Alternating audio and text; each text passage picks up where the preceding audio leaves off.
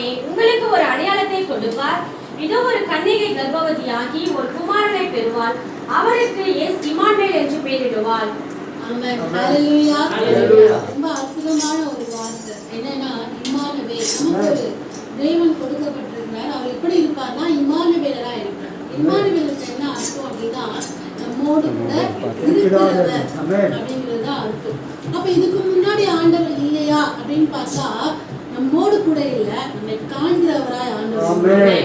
எப்போ அவர் நம்மோடு கூட இருந்தார்னா ஆதியிலே ஆதாமுடன் ஏவாளோடும் அவர் என்ன பண்ணிருக்கார், கூட இருந்திருக்கிறார்.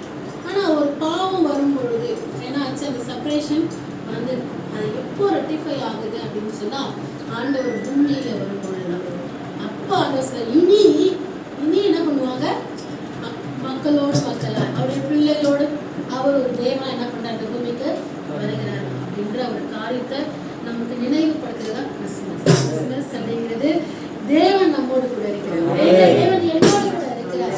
யார் என்ன சொன்னாலும் அவர் என்னை அறிவார்.